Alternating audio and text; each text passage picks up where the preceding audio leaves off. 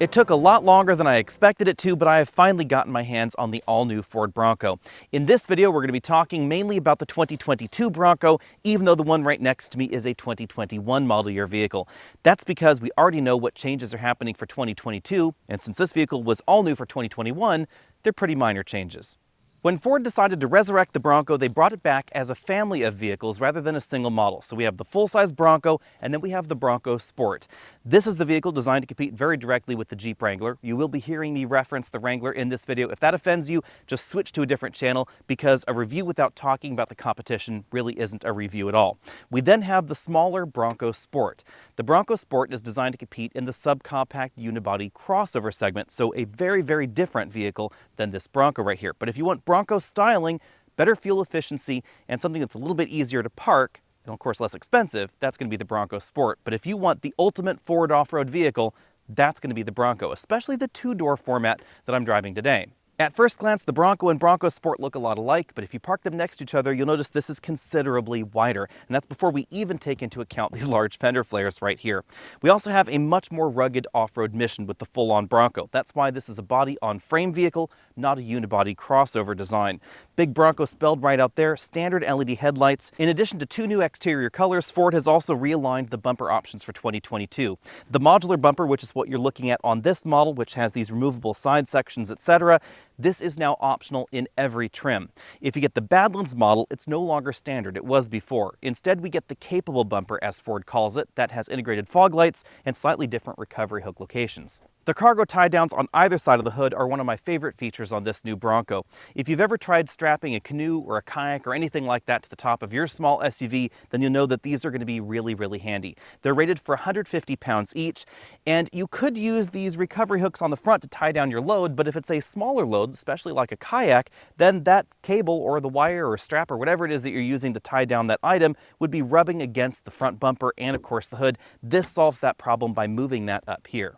I also love the fact that Ford decided to throw caution to the wind and logically budget to the wind as well and give us two different lengths of Bronco. They could very easily have given us just a four-door model, because I expect at least 90% of Bronco sales to be the four-door model, just as we see in the Wrangler lineup.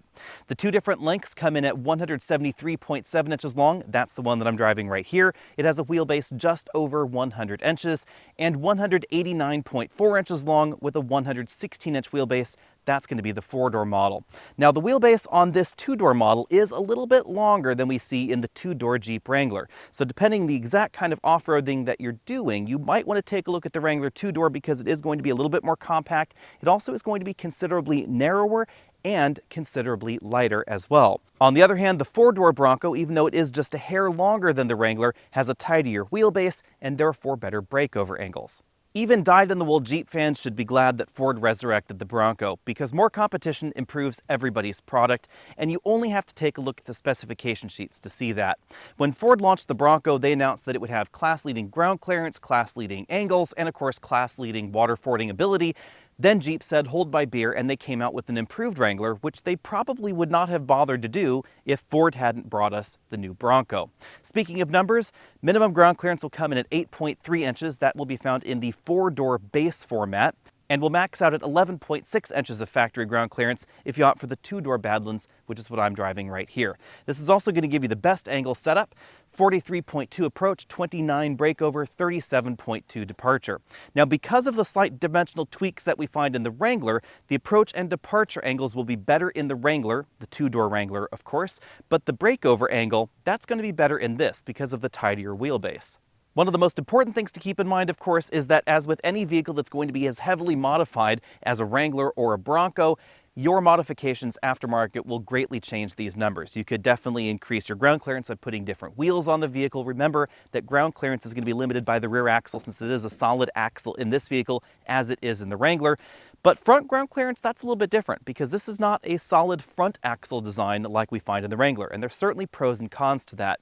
In general terms, A vehicle with an independent front suspension is going to be a little bit more difficult to make really great lifts to. So if you want to lift your car 12 inches, 18 inches, something like that, it's going to be easier in a vehicle with a solid axle up front, but there are definitely lift kits already available for the Bronco. It's critical to keep in mind that once you've started modifying your vehicle with things like suspension lift kits or just general suspension changes, that all these numbers go out the window. It's pretty easy to make a Bronco much more capable than a Jeep Wrangler and vice versa.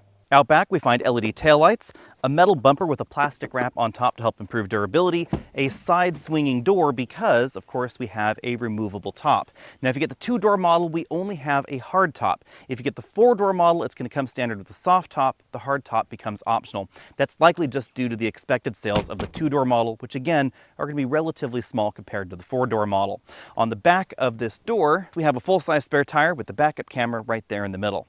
Most of Ford's active driver assistance tech is available on the Bronco, but not a lot of it is standard. We have standard autonomous emergency braking with pedestrian detection and standard auto high beams. But if you want features like the 360-degree camera that's on this model, it's a really nice touch because the cameras in the side view mirrors, of course, are easier to deal with since the side view mirrors stay on the car when you remove the doors, or adaptive cruise control, which this vehicle has with steering evasive assist, then those are going to be optional features. And one thing you should know about the adaptive cruise control on this system is that the radar sensor is right here, exactly where you would probably want to put something like a winch up front, or a brush guard, or some other front bumper modification. In the Wrangler, that sensor is actually behind the windshield, so you can do any kind of modifications you want up front and it won't interfere with the active safety systems on the vehicle. In this vehicle, that's definitely going to be a bit of a concern, so I would probably stick with Ford factory front end modifications rather than some of those aftermarket bumpers, because keep in mind that sensor's ability to detect the car in front of you is going to be based on the geometry of the front end design. The general design of the Bronco's 3-piece hardtop is pretty similar to what we see in the Wrangler, but this top is quieter. It gives us a little bit more sound insulation, and on the inside we get something that is not available in the Wrangler, side curtain airbags. That does result in these beams right here feeling a little bit chunkier on the inside, but I really love the added protection that we find from the side curtain airbags. In the Wrangler, we just get thorax bags in the front seats. As you'd logically expect, the front doors are completely removable from the vehicle, and it feels like the removal of the front doors was a little bit better thought out than in the Wrangler, because these side view mirrors, they're attached to the body, not the door, so you don't have to do anything with the side view mirrors to pull the doors off. On the downside for some folks, the windshield does not fold down, nor is it removable. Powering the Bronco, we have your choice of 2 different turbocharged gasoline engines borrowed out of Ford's pickups. We have a 2.3-liter 4-cylinder base engine borrowed out of the Ranger. Under this hood, it produces 300 horsepower and 325 pound-feet of torque. The horsepower number goes up just a little bit if you opt for the optional 2.7-liter twin-turbo V6. That's the one that I'm driving today. This has been borrowed out of the F-150. Although horsepower doesn't raise too much over the 2.3, torque goes all the way up to 415 pound-feet of torque if you feed this premium unleaded. Things do get detuned just a little bit if you feed this regular. Both engines are mated to a 10-speed automatic transmission, but if you get the 2.3-liter engine, you do have the choice of a 6-speed manual. Well, 7-speed according to Ford, because it's 6 gears plus an ultra-low crawler gear. If you choose that option and you get all the right options on your Badlands model, you could get a crawl ratio of 94:1, which is pretty insane. If you get the 10-speed automatic transmission, which is what most people are going to be getting, that will give you crawl ratios between 57:1 or 67:1, depending on the options that you get. Fuel economy is logically going to be the best in the lightest versions of this, or interestingly, the ones with the manual transmission, which is kind of a twist. You'll get 17 to 21 mpg depending on the options that you get. A power driver's seat is theoretically available in the Bronco, but for some reason only specific trims of the 4-door model, not the 2-door model like I'm driving right here. This is a multi-way adjustable manual seat, however. The seat bottom cushion adjusts for height. It also tilts at the same time. It does not separately adjust for tilt. And then we have a manual lumbar support with that knob right down there at the bottom. The front passenger seat is a manual design without the lumbar support. We have a tilt telescopic steering column with a large range of motion, and I definitely found it easier to find an ideal driving position in here than in the Jeep Wrangler. And to be honest, these seats are just light years ahead of the Wrangler in terms of comfort. The lumbar support is exactly where you'd expect it to be for a human back. The seat bottom cushion and the seat back cushion are more padded and just generally better. Hopping into the back isn't too hard. The front seats tilt and slide forward, but the doors are not overly large in the Bronco, so you do have to climb over a bit there. And then once back here, we find a reasonable amount of legroom. 78.8 inches of combined legroom front row plus second row. That's only about half an inch less than we find in the 4-door model. If you're debating between the two-door Wrangler and the two-door Bronco and you have kids or adults that you want to put in the back, especially child seats, you probably want to get the Bronco. Things are a little bit roomier back here than in the two-door Wrangler, but in the four-door vehicles, they're approximately equal. One thing that did surprise me is we actually have a little bit more hip room in the Wrangler, even though this body is a few inches wider than the Wrangler's. It just had to do with the intrusion of the rear wheel wells into the rear seating area. Now, if you get a four-door version, you get 5 seats. If you get a two-door version, you just get 4 seats. That's definitely going to be a limiting factor for some folks. As with the front seats, I find the rear seats in here to be a little bit more comfortable than the ones that we find in the Wrangler. I like the fact that the seat bottom cushion is not slammed all the way to the ground, so it's certainly going to be more comfortable for adults. Now, at my height, I have about 2.5 to 3 inches of headroom left. However, if I try and put my head back here to the headrest, it actually hits this bar right back here before it hits the headrest. Going in for a closer look back here, you can see some of the body color sections right there, the bolts that you would remove if you want to pull off the hardtop.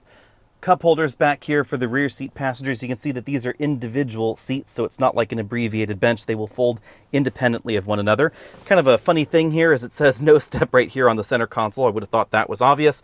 Moving over to the front seat backs, lots of storage areas. You can put webbing or netting in here, clip things on, and then we get sort of the typical elastic section right there. If you want to fold the rear seats down, it's a two-step process. The bottom cushion moves forward a little bit. We then pull that webbing, and then the seat folds a little bit flatter than it would otherwise. You can have those headrests go up like that if you're a bit taller up front and say you want the driver's seat to be in that position, or if you want the extra cargo room, you can fold them forward again.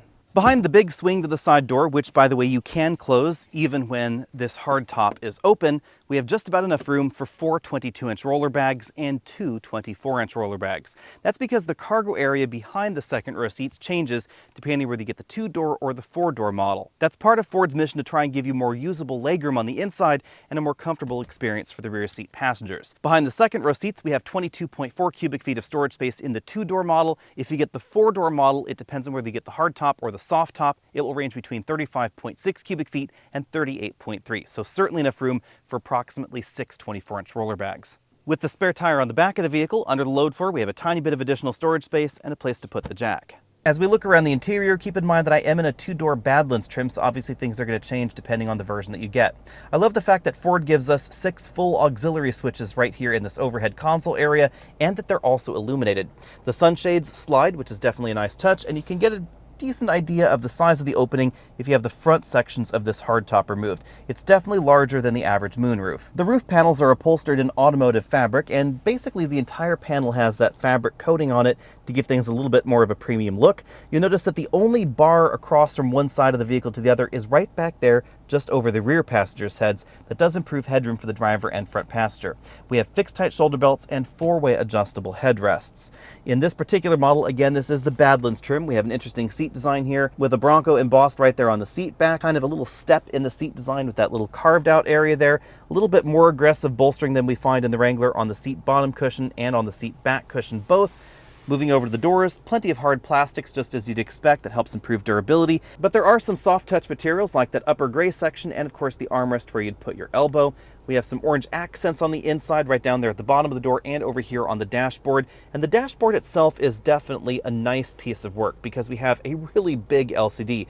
I was really wondering how Ford would integrate such a large LCD into the dashboard of the Bronco because the Wrangler design has a fairly small display, but they've done a really great job.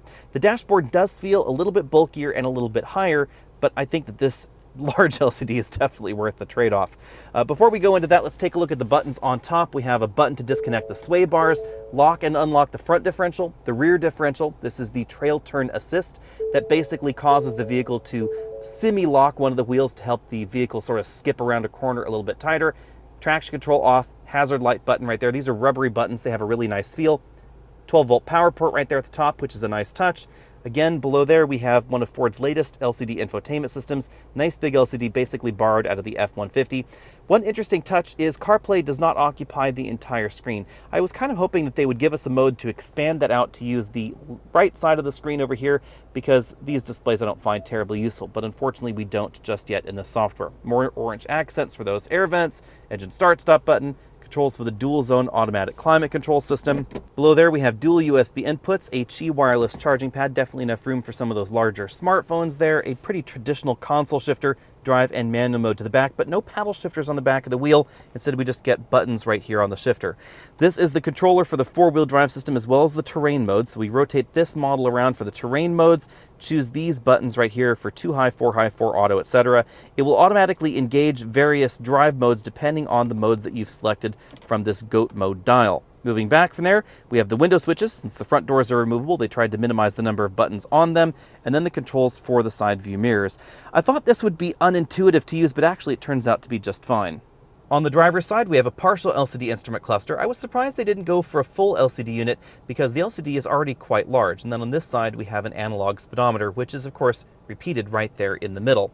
Now, the display theme does change based on the drive mode a little bit. So if I rotate over here to, say, slippery mode, you'll notice that the display changes a little bit. We also get an automatic 4x4 shift program there. So you can see the display is now blue. And if I switch into one of the more aggressive off-road modes, this particular one is rock crawling, we get a minimized display over here on the left side and then more off-road information on the right. Rather than lifting a steering wheel directly off of another Ford model, they gave the Bronco a more unique wheel with buttons that are rubber coated. That'll definitely help improve water intrusion, etc. These are the buttons for the adaptive cruise control system over here, lane keeping, volume up, down.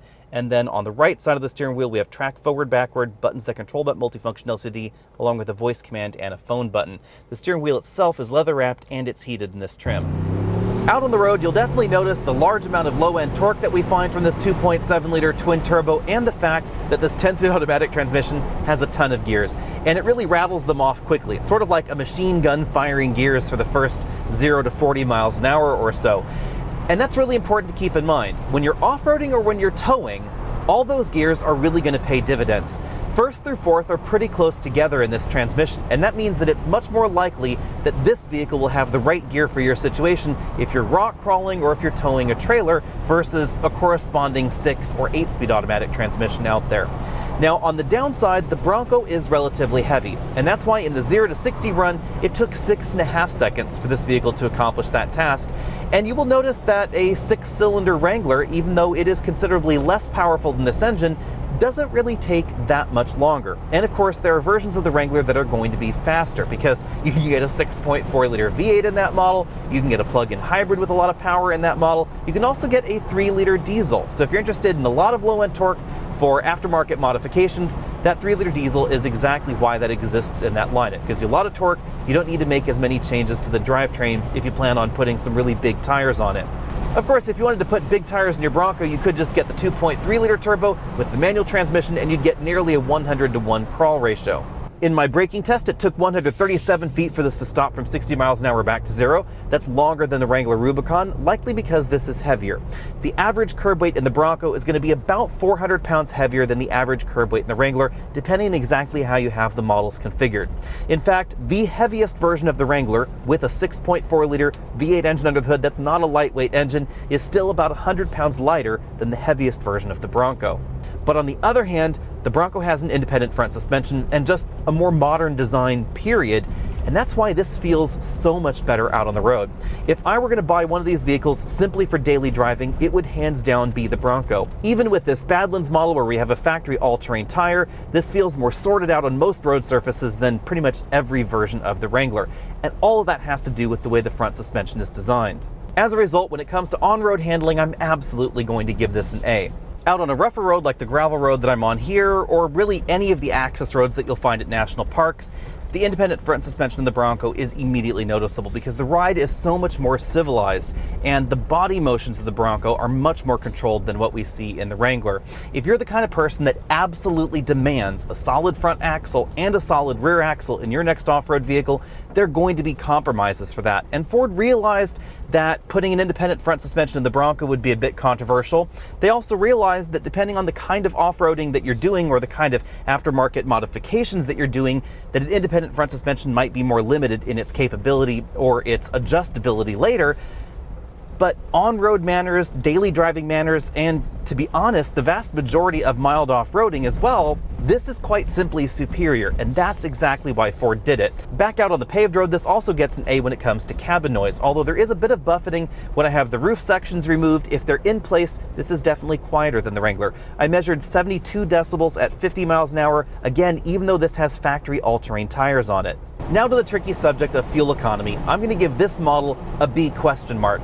Over a week of mixed driving, I've been averaging about 15.5 mpg, and that's pretty similar to what you can expect in most versions of the Wrangler, except of course for the really thirsty V8. If you're interested in reducing your gasoline consumption, you could opt for something like a plug-in hybrid Wrangler, but if you're not plugging it in, honestly, this is going to be giving you very similar mileage, because the format of these kind of off-road vehicles just prohibits high fuel economy numbers. You shouldn't really expect to get 25-30 mpg, even if you're driving these gently, because I'm driving a brick with metal bumpers, lots of gaps, not really a whole lot of aero treatment, and of course big knobbly all-terrain tires on it. All of that just lead to 15 to 16 miles per gallon in real-world driving. And whether you're taking a look at a Bronco or a Wrangler or a Tacoma TRD Pro or a 4Runner TRD Pro, anything along those lines, you should expect similarly low fuel economy. But if I were to choose among all of these options, I think that the 2.7-liter twin-turbo engine and the 10-speed automatic transmission that we find in this really hits a sweet spot, at least for me. Yes, there are going to be faster options. Yes, there are going to be more fuel-efficient options, but this has a good engine sound to it. The 2.7-liter turbo is very smooth, and I really like Ford's 10-speed automatic transmission. At this point in time, you might be wondering why I haven't taken the Bronco off-roading in the video yet. Few reasons for that. The trail that I usually use has a number of trees down because we just had a big windstorm up here.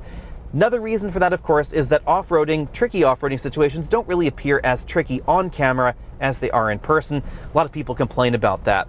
And the next logical reason, of course, is that in order to find the true difference between this and a Wrangler, you're going to have to take things to the limits. And that's not the kind of thing that I want to do with Ford's brand new Bronco, where other journalists are expecting to be able to drive this. I could end up in a tree, I could end up on a rock, etc. I could end up damaging the vehicle.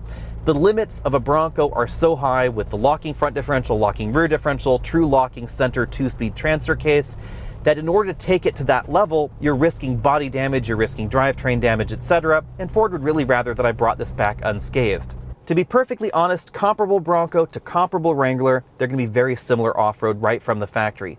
The Wrangler may have some slight advantages due to its slightly narrower dimensions, and of course some of the different angles that we find in the Wrangler. Slightly more advantageous approach and departure angle, but the breakover angle in the Bronco 2-door is better. Before we go, let's talk about the Trail Turn Assist feature. It's engageable via a button I showed you earlier on the dashboard. It can be used in 4 high or 4 low. If you're in 4 low, it can be used with the front locker, but not the rear locker. Because in order to work, it has to actually be able to brake one of the wheels on the rear differential while it's open to try and turn that circle a little bit tighter. It's basically braking the inner wheel, so that way it kind of drags it around that wheel location. As you can see in the video on your screen, it definitely makes a difference in the turning circle, but obviously it should only be used on loose surfaces like the gravel surface that I'm on right now.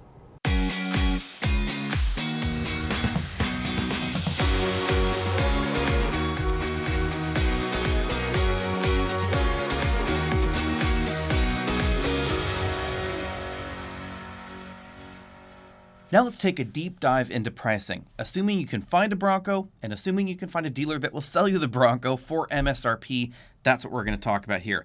The base models will start at $29,300. That's going to get you a 2-door vehicle with a 30-inch all-season tires, 16-inch steel wheels, LED headlights, 8-inch sync system, 7-speed manual transmission, standard 4-wheel drive, and you can get locking differentials front and rear on every model of Bronco, although it's not going to be standard on the base trim. Now keep in mind what I said earlier about some of the differences between the 2-door version and the 4-door version. Not all the same tops are available on either model. Likely because the 2-door version is not going to be the best-selling version of the Bronco. If you want the 4-door version, that is going to be the best-selling version. That will set you back at least $33,450. Pricing is definitely in line with the key competitors in this segment. The Big Bend trim has a number of features that I think you're going to be interested in, like LED fog lights, the 32-inch tires on alloy wheels. The 4-wheel drive system gains the GOAT modes that you saw in the model that I was driving. It also has an upgraded interior, and the manual transmission is still standard. So if you want all that and a manual, don't worry, you can do that. In fact, on most trims of the Bronco, the manual transmission is going to be standard and the automatic transmission is going to be optional. But of course, there are exceptions to that. Some of the trims are going to come with the automatic transmission standard. Next up, we have the Black Diamond trim. That's going to be a little bit more rugged. We get steel bumpers, the full skid plate system under the vehicle, tow hooks, rock rails, and the auxiliary switches that you saw on the interior that I was driving this week. That's going to be at least $36,450. And again, it compares pretty well with the competition. Outer Banks is sort of the Sahara in the Bronco family at $39,355. Again, that's for the two-door model. That gets you the automatic transmission standard, body color, painted components, tube steps, the Copilot 360 system, and a number of luxury touches inside and outside. I have to say, I like the look of the Bronco with all the body color bits, but if you do plan on taking your Bronco actually off-roading, you're probably not going to want the body color components. Thankfully, Ford has said that they made some of these components easy to replace yourself. So if you do end up with, say, an Outer Banks and you decide you want to take it off-roading and you end up scuffing up some of those components, you could always swap them out for the black trim pieces at some point later, and that's going to be less expensive than replacing and then repainting those body-colored parts. Next up, we have the very off-road capable Badlands version. $42,495 is where this model starts. That gets you the front sway bar disconnect feature. You won't find that on the other trims. The off-road tuned suspension with even bigger tires, 33-inch tires, and tweaked interior and exterior styling. Next up, we have the $47,780 Wild Track version. You can think of this as the Bronco Raptor, basically. The twin-turbo V6 becomes standard, as is the Sasquatch package, which is available on some other trims, and many of the features that we find on both the Outer Banks and the Badlands model. So the Wild Track isn't just the dune-running version of the Bronco, it's also the pinnacle of the Bronco lineup, I guess you could say. So Ford has picked some of the interior and exterior features from those two other top-end trims, inserted them into this trim to make it not only dune-capable, but also a little bit more luxurious inside and outside. Front and rear lockers become standard on this model as well. Now, a rear locker is standard on a variety of the trims depending on the engine and options that you get, but the front locker is optional on most of the trims of Bronco. The fact that the front locker exists, however, certainly puts the Bronco in a very unique category. There are very, very few vehicles available in North America that have a front locker even available. It's basically going to be this, the Mercedes-Benz G-Wagon. There's a mid-sized pickup truck that offers that option, but outside of that, not too many. That brings me neatly along to competition. Obviously, we need to talk about the Jeep Wrangler. The Wrangler starts at $29,070, so right in a very similar price range to the Bronco. But you should know that, generally speaking, it's going to be a little easier to find a Wrangler on the dealer lot than a Bronco, so you may actually get a slightly better deal on the Jeep. The Bronco is really, really hot right now, and it's very difficult to find one on a dealer lot and difficult to find one for MSRP right now. The Wrangler Sahara is $39,715. It's four-door only. So if you want some of the features that you find in the Outer Banks version of the Bronco or the Sahara, but you want a two-door version, then you need to go with the Bronco because there is no two-door Wrangler. I wouldn't be surprised if, say, 2 or 3 years down the road, Ford really decided to cut back the options available on the two-door model because the two-door model doesn't sell as well, and they might be interested in streamlining production. Now, at the moment, the Outer Banks model slots somewhere between the regular Sahara and the Sahara Altitude, and exactly what kind of deal you can get on the dealer lot is really going to determine which is more expensive and which is less expensive. The Rubicon version of the Wrangler starts at $39,765 versus a Badlands at $42,495, so it is a little bit less expensive, but we do find more standard equipment on the Bronco. Thanks to the age of the Wrangler, the infotainment systems are a little bit smaller in the dashboard. The interior does feel a little bit smaller. It's a little bit more compact. That can be a pro and that can be a con depending on exactly what you're looking for. If you're looking for something that drives a little bit smaller out on the trail, you probably want the Wrangler. If you're looking for something that's better on-road, you're going to want the Bronco. The Bronco does really well out on a trail with some of the more innovative features like the Trail Turn Assist feature, but that's a little less necessary when you have a vehicle that is smaller. The transmissions in the Wrangler may offer fewer gears than we find in the Bronco, but we do have a wider variety of engine options. You can get a naturally aspirated 3.6-liter V6 with or without the mild hybrid system, a 2-liter turbo paired with a plug-in hybrid system that has an off-road EV range. There's also a 3-liter turbo diesel and a 6.4-liter V8 engine if you want the absolutely craziest engine available in this segment. But the big difference between the Wrangler and the Bronco is going to be the solid axle design. If you're interested in ramp travel index, you're going to get a better ramp travel index in the Wrangler comparably equipped to the Bronco because it doesn't have that independent front suspension. But for most folks out there, the independent suspension is not a problem, and in fact, it's going to be an asset for the Bronco because Everybody out there that I know of that drives the Wrangler drives the Wrangler to work more often than they drive their Wrangler off-road. And the reality is the Bronco's front suspension design is better suited to daily driving and daily commuting, while still giving you incredible off-road ability. Bronco versus Wrangler is a really tough question for me. Let me know what you would pick down there in the comment section below. I suspect if I were shopping right now, I would probably buy the Bronco, even if I had to pay a little bit over MSRP. The Bronco is a bit more unique, it's newer, it's flashier than the Wrangler, let's be perfectly honest there, and I like the independent front suspension. Yes, it may give up a little bit in terms of traditional off-road values, but it gives back so much, especially for daily commuting, which is something that I would be interested in. And in case you're wondering, yes, I would probably end up getting the Bronco in 4-door format simply because it is far more usable than the 2-door version of the Bronco. Let me know what you think about all that down there in the comment section below. What would you pick if you were shopping in this segment, especially if you were looking to spend, say, around $40,000, somewhere right there in the meat of this group? A Sahara or an Outer Banks version, somewhere in that price range. Which would you get and why? Let me know down there in the comment section below. Find me over at facebook.com/AlexNautos, Instagram, all those other social places, and of course, you can check out the merch store at awaymerch.com. I'll see all of you later.